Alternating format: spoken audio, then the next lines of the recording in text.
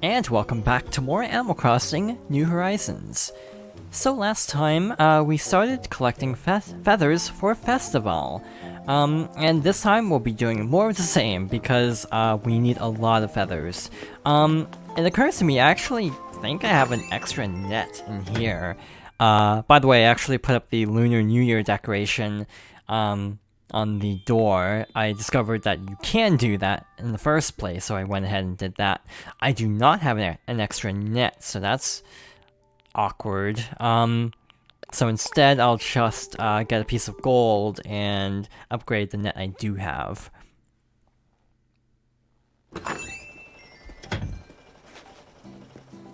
I do feel like this holiday will have the most waiting compared to any other because of just having Pavé dance every time. Like, Franklin didn't really do that sort of like spectacle every time you gave him things. A little bit with Franklin, but not nearly as much as Pavé. And then Jingle really didn't have much, like, spectacle to his, like, task. It was very straightforward, just talk to everyone, give them presents. But yeah, this is definitely going to be a lot of effort. But also, this is technically the last main holiday they're adding, so I guess it kind of makes sense that they went all out with this. Again, unless they tweak the existing ones or add in a few more smaller scale events potentially. There are a few that are still not in the game yet that I feel like are going to be in that regional pile. St. Patrick's Day would often get an event, so I have a feeling that's going to be another case of lumping everything into the Nook shopping store and not have an actual like event through like talking to Isabelle or whatever. That does seem to be how they're handling like region exclusive holidays, is basically go to the Nook shopping app and buy the items that you get by talking to Isabelle, and even though you're still getting the same items, it's considerably less charming that way, I think. So yeah, it is kind of a downside of having this sort of more international focus on Animal Crossing, is it doesn't feel like the game is being as lovingly crafted for each region. That was always something I really liked about Animal Crossing, is how each region would basically have something exclusive to it. So, in like Japan, there'd be holidays that weren't in the American version, and that kind of was cool in the way that they were kind of specialized, even though you're basically missing out on items, especially for the early games that didn't have online connectivity. But now that you do have access to all items, it kind of feels like it's not worth the trade-off in a way. Like, you can get all of the regional holiday items now, but at the cost of having cute little scenes of getting the items like from Isabelle. And part of me wonders if they might try to re-implement some of those in the future, but these are like temporary solutions to the holidays for now. I feel like that's kind of wishful thinking, to be honest. That'll probably stay the same. But yeah, like, once we get past this point, because of all these rumors of adding in more content, it does make me wonder, like, what is next?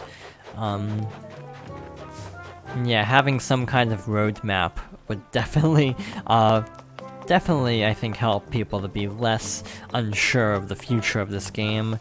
I'm trying to think. Even Splatoon, I think, had more advanced notice for updates in this game, where this game is definitely like, you basically won't know what's being added until right before something gets added, like a month ahead. Like, we won't know anything about the March update until March, probably. So, yeah, it definitely does suck that we don't get any sort of information like that in advance. We have to wait until, like, the week before the update goes live to actually know there's like an update still happening.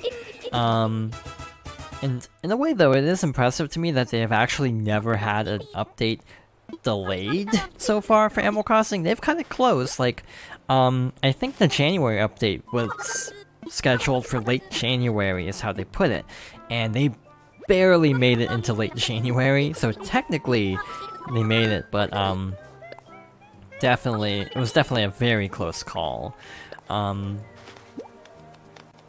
I do like seeing all of the animals in the festival outfits. I'm not sure if they did that in the older games. Festival was first introduced in Animal Crossing City Folk, if I'm not mistaken. And it was always fine. This never has been one of my favorite holidays. In a way, I feel like I'm not really the biggest fan of holidays in Animal Crossing in general, because they end up feeling kind of like, they're cool, but they kind of distract from the core gameplay. Like, oh, you want to go talk to someone to get a quest from them, and then instead they just keep asking you about, like, oh, this holiday's coming up, so like, basically the dialogue ends up becoming dominated by discussions around holidays, and then you don't get like regular dialogue as much, which is kind of frustrating at times. Oh, that's a nice color actually, the blue variant. I'm dropping all of these items out here, one, to show them off, and two, because I need more room in my inventory, to be really blunt. So I have no clue how many items that was. I was completely zoning out in terms of what was actually happening on screen. So maybe that was almost enough. But I still think we need like at least 4 or 5 more sets before we can actually progress with the event. And yeah, this is kind of what I meant earlier. Like, the feathers feel weirdly, like, rare. Obviously they don't want to make it too easy, and I also wonder if the snow, because this is an earlier year for this, if the snow might be affecting it, because it's also spawning in snowflakes, I've noticed. So I do wonder if the drop rate for the snowflakes is interfering with the drop rate of the feathers, kind of like what happened during Egg Day and the cherry blossom season, is things were kind of getting in the way of each other, which made it really difficult to complete both sets at the same time. I guess that's actually one incentive to leave some of the holidays the same, so you can actually still get those old furniture sets that you weren't able to. I think I got all of the cherry blossom stuff, not all of the acorn stuff though, and not all of the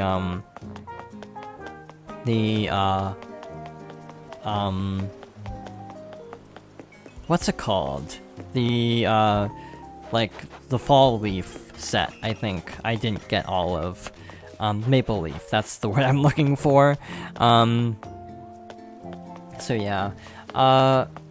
We've been looking for feathers for a while now, and we're not really finding a whole lot of them.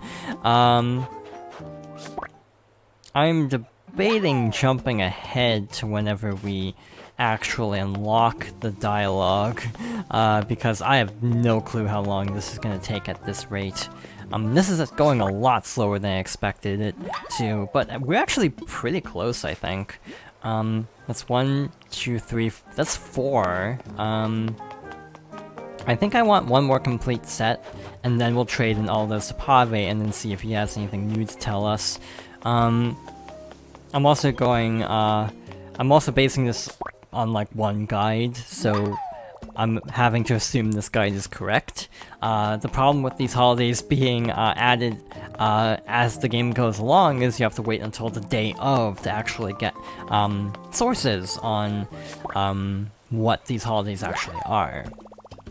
And, you know, kudos to the people who actually write guides like the morning of, so everyone actually knows how the holiday works. That can't exactly be easy to be the one to actually try to figure everything out for a holiday. like for Thanksgiving or Turkey Day, there were guides that detailed everything you needed, including the secret items, and that made everything so much easier. So yeah, it is cool that people are trying to be really proactive with trying to keep information on this game up to date as much as possible when it's really hard to keep up with everything with how information is being released. It's like sometimes playing a game at launch is a more miserable experience than playing it after launch, and the reason is sometimes if a game is really cryptic, having like a month or two of people detailing everything makes it easier to jump into later. Like, for me, I played Xenoblade Chronicles on Wii U because my Wii U didn't read dual layer discs at the time. Because they had to wait so long, there were already tons of resources on Xenoblade, and it actually made it easier to play through on my own time because people had actually cataloged where items were. In this case, you can't do that because everyone is experiencing these holidays at the same time, minus people who started playing on like different time zones. We have to be getting close to the end of his items. Oops, did not mean to do that. But yeah, like, apparently at some point Pavé is supposed to ask for 3 rainbow feathers. I just have no idea when he starts to do that. Again, this guide says after, like, 9 times of doing this. But it feels like we've gone through 9 rotations of this. Or at least, I don't know if it has been, but it definitely feels like that. And we also got a repeat item, I think. You have brought Pavé many feathers that are pleasing to Pavé. This is good, but Pavé demands more. Bring to Pavé 3 rainbow feathers. In exchange, Pavé gives the ultimate festival reward. Go now. No questions, only feathers for Pavé. So we need 1 blue, 1 green, and 3 purple.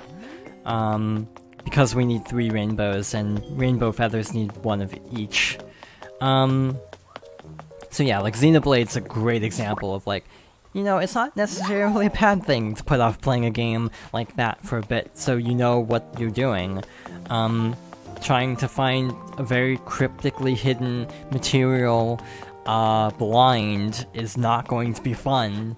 And I have done that in Xenoblade, where it's like, oh, find this thing with an extremely low drop rate, and then it spawns more frequently at a particular spot, but on the first playthrough with no guides, there was no way of knowing that. So yeah, sometimes patience is a virtue, or in this case, breaking technology. It's kind of weird that the Wii had that problem where, like, launch Wii models would not be able to read dual layer discs after a while. I know that was a big problem because Super Smash Bros. Brawl was dual layered, and I really liked Brawl. It actually, I don't know if this is an unpopular opinion still, but Brawl is probably my favorite Smash Bros. Game in general.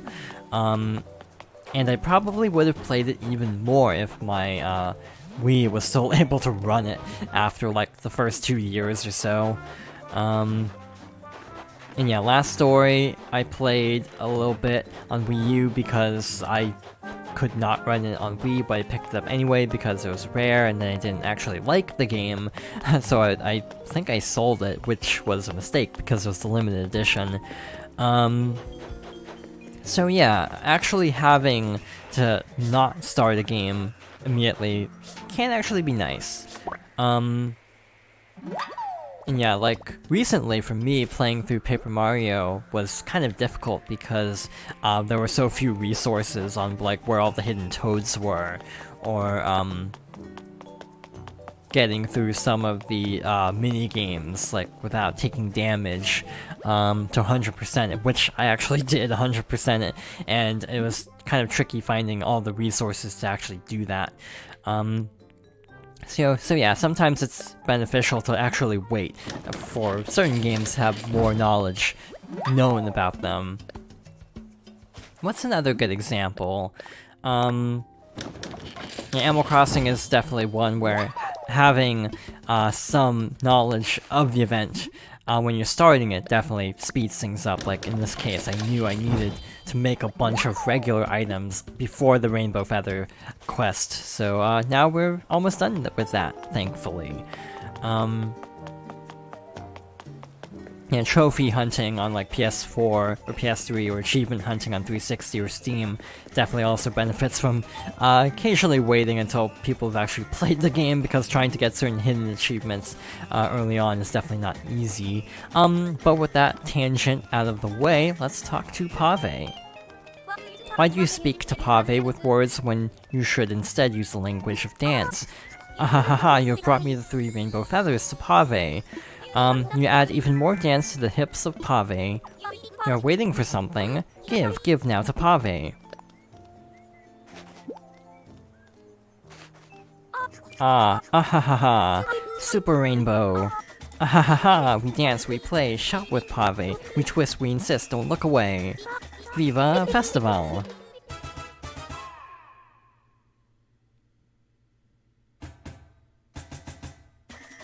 One more time. Up, down, left, north. Pavé dances back and forth. Viva Festival!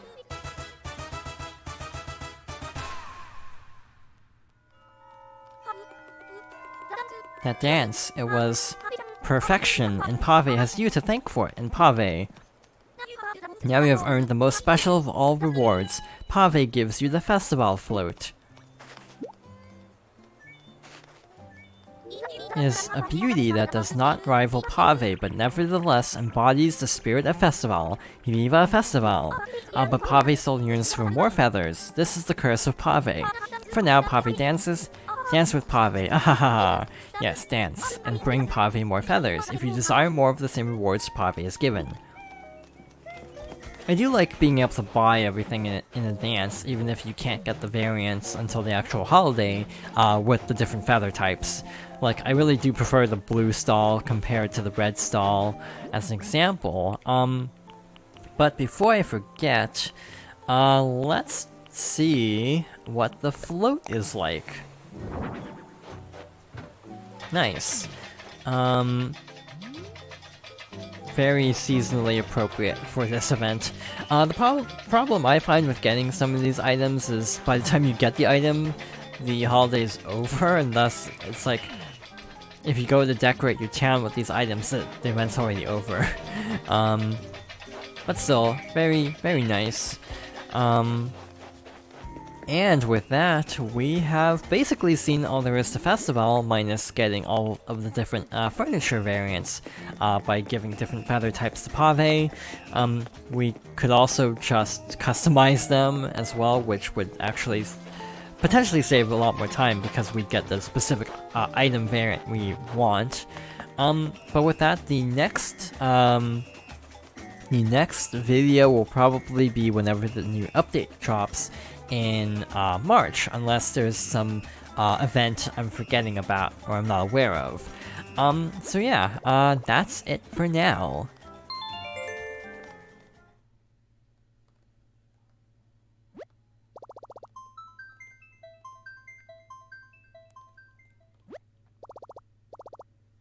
Thank you for watching, and I hope you'll join me next time for more Animal Crossing New Horizons.